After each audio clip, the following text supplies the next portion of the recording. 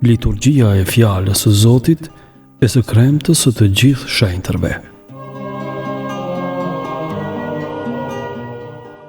Shenjtërit janë modeli njerëzor që e afron qiellin me tokën. Janë burra e gra, bij të kishës, që zgjodhen Krishtin duke i pranuar pa u fshehur të gjitha pasojat, edhe më dramatiket. Dëshmuan kështu se caku i lartë i jetës së krishterë është cak për të gjithë njerëzit, e jo vetëm për njerëzit e jashtëzakonshëm, për të gjitha kohrat, e jo vetëm për një epokë. Kjo fesë na kujton idealin e krishterë të shenjtërimit, e kremton aradhën e atyre vëllezërve e motrave tona që gjatë shekujsh e deri në ditët tona janë dalluar në mënyrë të posaçme për një jetë të jetuar në përkim me vullnetin e fjalët e Zotit, e që pas vdekjes gëzojnë lumnin e jetës në Zotin.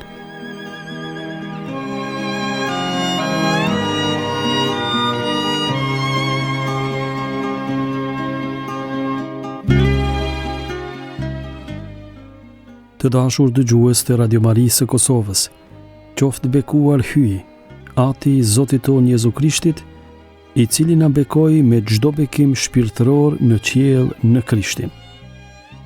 Jeni duke u shoqëruar me valët e Radio Marisë së Kosovës, një zë i krishter në shtëpinë tënde. Në vazhdim ju ftojmë të dëgjoni liturgjinë e fjalës së Zotit, leximet dhe komentin e Don Marian Topallit për të kremtën e të gjithë shenjtërve. Hiri i Zotit qoftë me ju.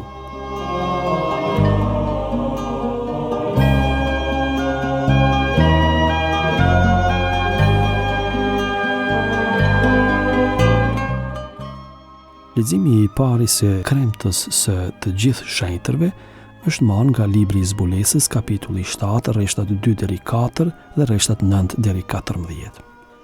Libri i fundit i Biblës, Zbulesa e Gjonit, kërkon t'i forcoj të krishterët e pasigurt në mes të përndjekjeve dhe t'i inkurajoj ata të qëndrojnë edhe nëse u kushton atyre jetën.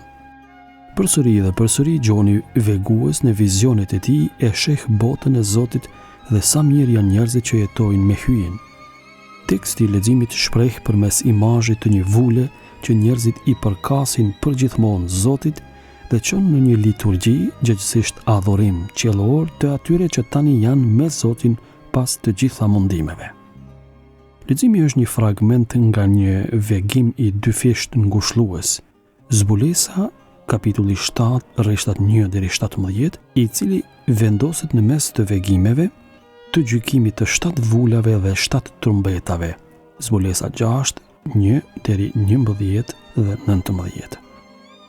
Në leksionar janë hequr vargjet 5 deri 8, të cilat në mënyrë të qartë i referohen 12 fisëve të Izraelit dhe mungojnë gjithashtu imazhet e kujdesit të Zotit, gjithsesi të qengjit, që është Jezu Krishti, për ata të cilët qëndruan në të gjitha shqetësimet me të cilat përfundon vegimi i dytë. Profeti Gjon ka vegime që në mes të gjitha kërcënimeve që ju bëhen atyre që ju drejtohet, synojnë t'u japin ngushëllim. Kundër padrejtësisë tiranike të përndjekjes së të krishterëve, shpresa vendoset te Zoti, i cili me shpresë së shpejti do t'i shpëtojë të pafajshmit, do të krijojë një mbretëri të drejtësisë dhe do t'i ndëshkojë fajtorët. Të dy vegimet, ai i vulosjes dhe ai i petkave të bardha, janë në librin e Zbulesës një pushim në vegimet e gjykimit përfundimtar dhe mund të recitohen me ngushëllim të qetë dhe të thellë. Mbi të gjitha, vegimi i dytë është një shikim në përjetësi, amshim. Meqense se ka dy vegime, ia vlen të bëhet një pauzë para vargut 9. Vargu 12 është një himn, një lavdërim dhe njëkohësisht një rrëfim besimi që shpreh sigurinë e brendshme. Forma e veçantë e leximit, teksti ofrohet për t'u lexuar në role. Veguesi ai tregon si unë, pastaj turma dhe engjëjt, disa dhe një nga pleqt. Lexim për Zbulesës së Shën Gjonit Apostoll.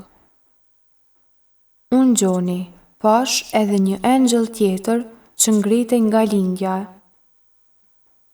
Ai kishte vulën e hyjit të gjallë. Ai thirrje me sa zë kishte 4 engjëj që kishin marrë pushtetin të dëmtojnë tokën dhe detin. Mos i bëni dëm as tokës, as detit, as lëndëve deri që t'i vulosim në ballë, shërbëtorit e hyjit ton. Atëherë dëgjova numrin e atyre që ishin vulosur, 144.000 nga të gjitha fiset e bijve të Izraelit. Pastaj pash, një shumicë të madhe që askush s'mund e numëronte prej çdo kombi, çdo fisi, populli dhe gjuhe. Shëndronin në këmbë para fronit dhe para qengjit, të veshur me petka të bardha e me palma në dorë. Ata shpallnin me zë të lartë. Shëlbimi i përket hyjit ton që rri në fron dhe qengjit. Të gjithë engjëjt që ishin në këmbë rreth fronit, rreth udhëheqësve dhe rreth 4 gjallorëve, ranë përmbys dhe adhuruan hyjin. Thoshin: Amen. Bekim e lavdi, dije e falënderim, nder, pushtet dhe fuqi hyjit ton në shekuj të shekujve. Amen. Atëherë njëri nga udhëheqësit mori fjalën dhe më pyeti: Këta që janë të veshur me petka të bardha, kush janë dhe nga kanë ardhur? Unë u përgjigja: Im Zot, ti e di. Dhe ai më tha: Këta janë ata që erdhen nga prova e madhe. I lanë petkat dhe i zbardhuan në gjakun e qengjit. Fjala e Zotit.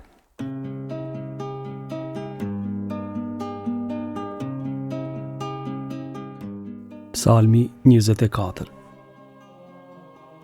Lum ata që janë të pastër në zemër, sepse do ta shohin hyjin. E Zotit është toka dhe gjithçka ajo ka, rrozulli mbar e të gjithë banorët e tij. Ai vetë e themeloi mbi dete dhe e bëri të qëndrueshme mbi lumeng. Lum ata që janë të pastër në zemër, sepse do ta shohin hyjin. Kush do të ngjitet mbi malin e Zotit, e kush do të qëndrojë në vendin e tij të shenjtë? Ai që duart i ka të pafajshme zemrën e pastër, ai që nuk betohet në gënjeshtër. Lum ata që janë të pastër në zemër, sepse do ta shohin hyjin. Ky do ta marrë bekimin prej Zotit, shfaqësimin e hyjit shëlbuesit të vet. E tillë është breznia e atyre që kërkojnë Zotin, e atyre që kërkojnë fytyrën e hyjit të Jakobit. Lum ata që janë të pastër në zemër, sepse do ta shohin hyjin.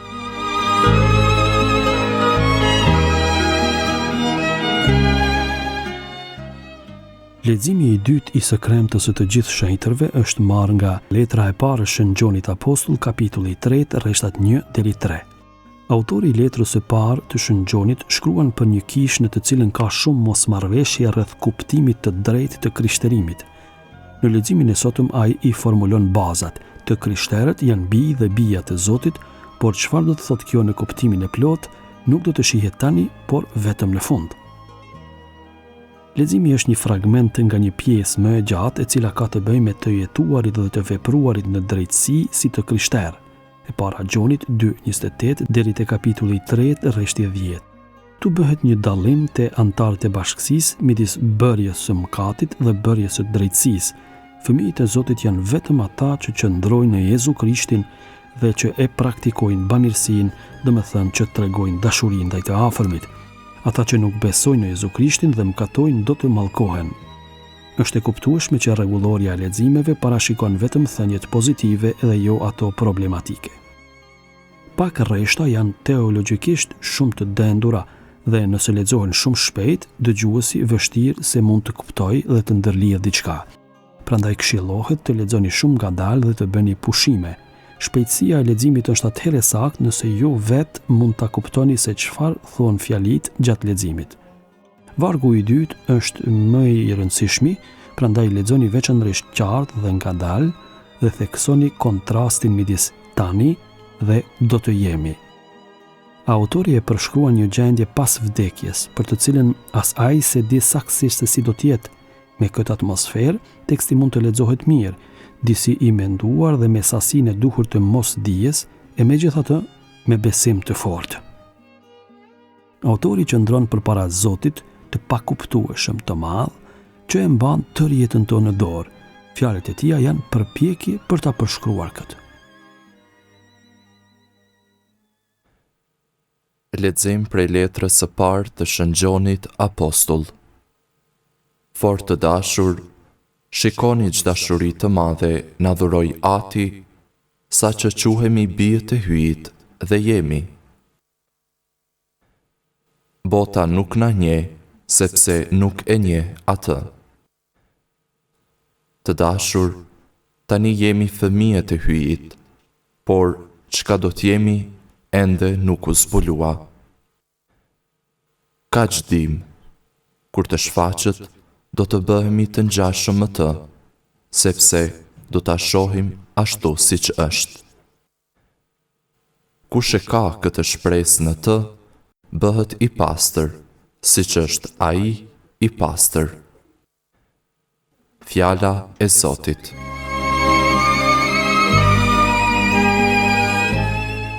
Aleluja. E jani tek unë të gjithë ju që jeni të lodhur prej barës së rënd, e unë do t'ju çlodh, thot Zoti. Aleluja.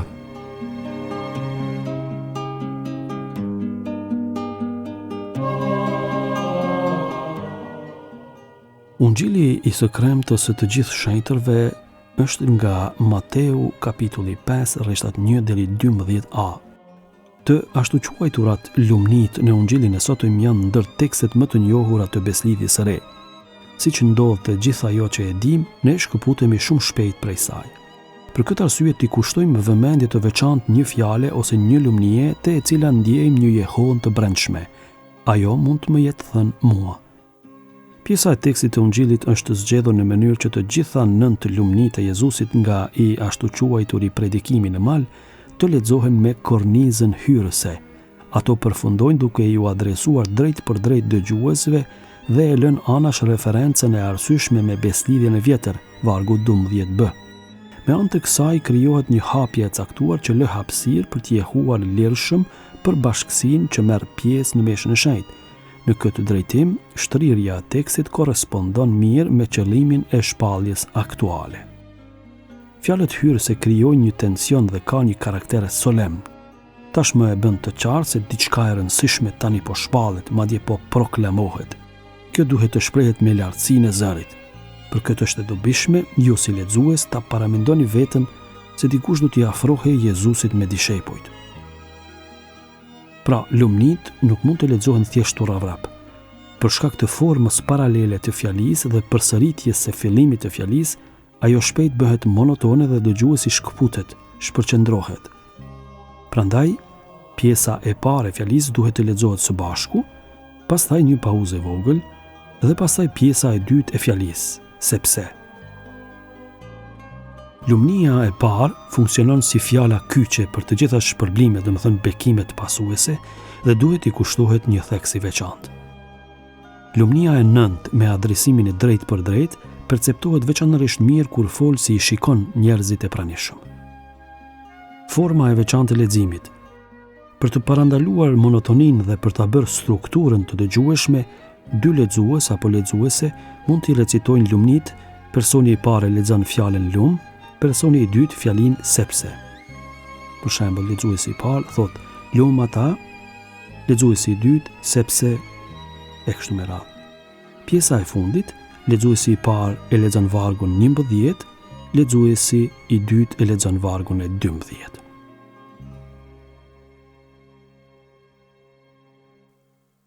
Leximi i Ungjillit shenjtë sipas Mateut.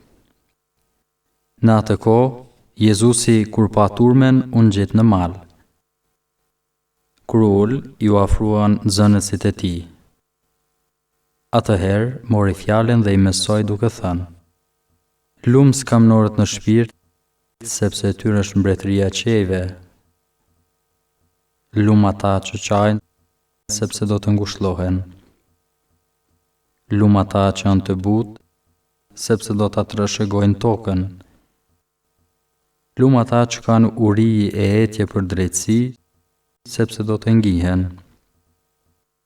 Lumë të mëshirshmit, sepse do të gjejnë mëshirë. Lumë ata që janë të pastër në zemër, sepse do ta shohin hyin. Lumë paqdashësit, sepse do të quhen bijtë e hyjit. Lumë ata që salvohen pse kryen çka hyi kërkon, sepse e tyre është mbretëria qiellore. Të lumet ju kur t'ju shajnë e t'ju salvojnë, dhe kur për shkaktimin t'i thonë të gjitha të zezat kundër jush, por në rrenë. Gëzohuni e galdoni, sepse i madh do të jetë shpërblimi juaj në qiell. Po, kështu i salvuan edhe profetet para jush. Fjala e Zotit.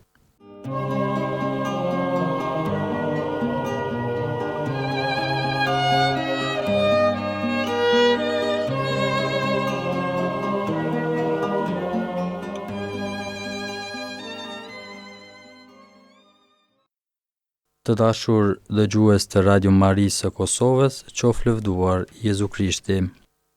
Jemi sot pra së bashku për të bërë komentin e Ungjillit të kësaj të diele, që koincidon edhe me festën e të gjithë shenjtërve. Sigurisht që shkrimi i shenjtë gjithmonë është frymëzim, është burim frymëzimi për të gjithë ne të krishterët, e sigurisht që kisha kujdeset në vazhdimsi për besimtarët, bijtë dhe bijat e saj. Prandaj, në këtë mënyrë, marrim nxitje të jashtëzakonshme prej jetës së shumë burrave dhe grave, të çdo kohe dhe të çdo vendi, të cilët kanë qenë gjithmonë në kërkim të së vërtetës, në kërkim të Zotit, dhe kur e kanë gjetur, atëherë kanë jetësuar në jetën e tyre, e kanë dëshmuar me jetën e tyre dhe vinë dhe bëhen dëshmitar konkret edhe për jetën tonë. Jeta e shenjtërve vjen dhe bëhet për ne një imazh i bukur nëpërmjet të cilit do të mund të marrim një nxitje të re, pavarësisht vështirësive, pengesave, dobësive, mëkateve dhe çfarë do gjëje tjetër. Ata kanë arritur ta gjejnë gëzimin në zemrën e tyre, fal një dialogu dhe një marrëdhënie të ngushtë me Zotin. Dhe duke dëgjuar pra sot këtë ungjill prej Mateut ungjilltar, pikrisht në festën e të gjithë shenjtërve, atëherë ne lirisht mund të themi që shenjtërit janë të gjithë të shëlbuarit që formojnë të ashtu quajturën kishën triumfale, apo Jeruzalemin qiellor. Kisha me të vërtet është nën dhe mësuese që vepron në çdo mënyrë për të nxitur bijtë e saj drejt shenjtërisë, që sot një mori e madhe e shenjtërëve vijnë të na takojnë. Mund të themi që shenjtërit, festën e të cilëve kremtojmë sot, janë turma të atyre që si publikani kanë pranuar mëkatin e tyre. Ata kanë hequr dorë nga arsyetimet dhe privilegjet dhe janë besuar mëshirës së Zotit. Në fakt, ata nuk kanë qenë heronj të jetës shpirtërore për t'i admiruar, por edhe pamundshme për t'i imituar. Ata janë bashkësi e burrave dhe grave, një turm e përbërë e nxënësve të çdo kohe që kanë kërkuar ta dëgjojnë ungjillin, të përbërë edhe me njerëz jo besimtar, por të vullnetit të mirë, që janë angazhuar për të jetuar jo vetëm për vetvete, por mbi të gjitha për të mirën dhe jetën e të tjerëve, që tregon menjëherë zbatimin e urdhërimit të dashurisë, duaje të afërmin, por si vetveten, dhe në këtë mënyrë e kanë gjetur lumturinë e jetës së tyre. Zbulesa, që dëgjuam në leximin e parë, e hap një skenar të pabesueshëm të Gjoni që thot: Pastaj pash një shumicë të madhe që askush s'mund e numëronte, prej çdo kombi, çdo fisi, populli dhe gjuhe, që ndroni në këmbë para afronit dhe para qengjit të veshur me petka të bardha e me palma në dorë. Askush, cili do popull dhe kulturë që i përket, nuk përjashtohet për aq kohë sa dëshiron të marrë pjesë në jetën e shenjtërve. Vëllezër dhe motra, kjo turm është e përbërë nga të gjithë bijtë e hyjit, është familja e shenjtërve. Ata nuk janë njerëz të rëndësishëm dhe të vlefshëm, por të thirrur nga Zoti të bëjnë pjesë në popullin e Tij. Ashtu siç na thot edhe Shën Pali në letrën drejtuar Korintianëve, por u lat, por u shenjtëruat, por e fituat shfaqësimin e saj të emrit të Jezu Krishtit Zot dhe të shpirtit të hyjit ton. Trajtohet një popull i të dobtëve, të sëmur, nevojtar, të njerëzve që qëndrojnë përballë Zotit, jo në këmbë, por në gjunjë, jo me kokën lart, por me kokë të përkulur, jo me qëndrim pretendues, por me duar të zgjatura për të kërkuar ndihmë. Vëllezër dhe motra, kështu jeta e shenjtërve na bën të kuptojmë dhe të reflektojmë se ne mundemi të jemi të shenjtë, jo pas vdekjes, por që tani. Do me thënë që kur të hymë dhe bëjmë pjesë në familjen e shenjtërve, që kur jemi të ndarë, kjo do me thënë i shenjtë, nga fati i trishtuar i kësaj bote. Gjoni në letrën e parë të tij e thot me qartësi: shikoni çdo dashuri të madhe na dhuroi Ati, sa që quhemi bijtë e hyjit edhe jemi. Të dashur, tani jemi fëmijët e hyjit, por çka do të jemi ende nuk u zbulua. Vëllezër dhe motra, atëherë çfarë roli dhe çfarë rëndësie ka shenjtëria në jetën e besimtarit, në jetën e të krishterëve? Sigurisht që është qëllimi dhe pikëarritja kryesore për jetën tonë.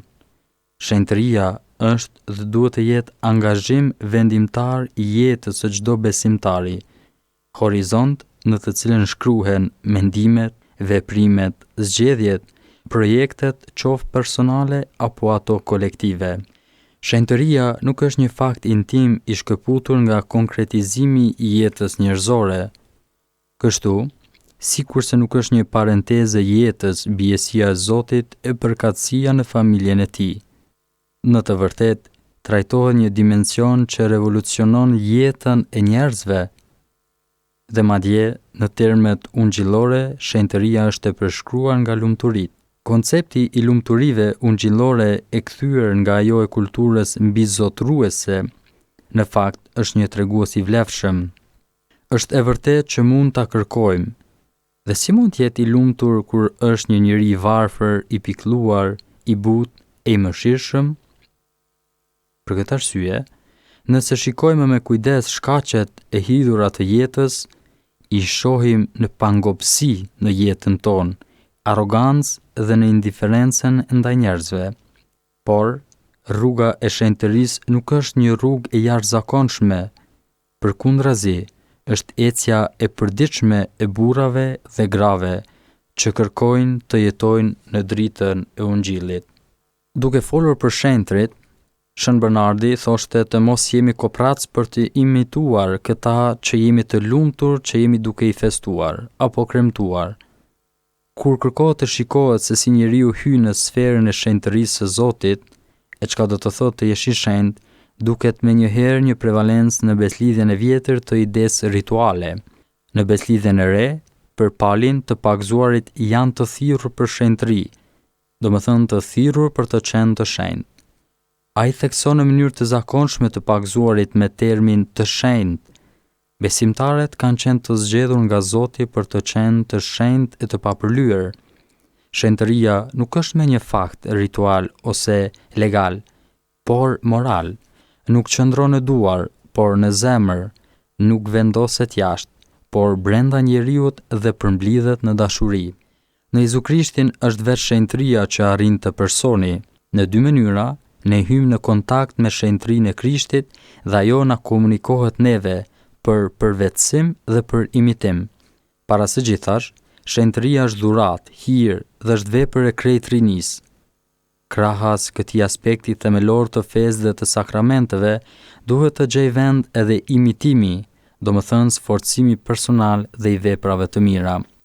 Dërsa Koncili i Dytë i Vatikanit thotë, ndjekësit e Krishtit të thirrur nga hyi të shfaqsuar në Jezu Krishtin, jo sipas veprave të tyre, por sipas imazhit dhe hirit të Atij në pagëzimin e fesë. Me të vërtetë janë bërë bijtë të hyjit e si pjesëmarrës të natyrës hyjnore dhe për këtë arsye me të vërtetë të shenjtë. Prandaj, ata duhet me ndihmën e Zotit me mbajtë dhe me perfeksionuar, duke jetuar shenjtërinë që e kanë pranuar. Megjithatë, njeriu nuk është vetëm natyrë, por edhe thirrje, i thirrur. Kështu, ne jemi të thirrur për të qenë të shenjtë. E kundërta e shenjtërisë është dështimi, zhgënjimi. Nuk ka një trishtim në botë përveç atij sa të mos qenurit të shenjtë. Dhe në fund, të dashur vëllezër dhe motra, po e përmbylli këtë komentim të Ungjillit me një thënie të Shënën Terezës që thoshte: shenjtëria nuk është një luks, por është një nevojë. Prandaj, të dashur vëllezër dhe motra, të dashur dëgjues të Radio Marisë së Kosovës, duke ju uruar ndihmën dhe hirin e Zotit, që të mundohemi që çdo ditë ta jetojmë jetën tonë për të arritur shenjtërinë që Zoti na mundson dhe na ofron për të jetuar të lumtur në praninë e Tij. Qof lëvduar Jezu Krishti, Don Marian Topalli.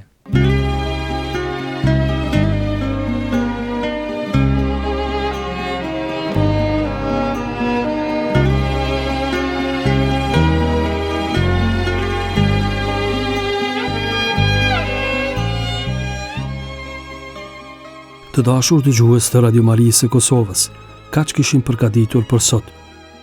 Patët mundësinë të dëgjoni liturgjinë e fjalës së Zotit, leximet dhe komentin e Don Marian Topallit për të kremtën e të gjithë shenjtërve. Me ju ishin Doruntina Gjini, Belinda Leshaj Quni, Artan Quni dhe unë Don Shtifni.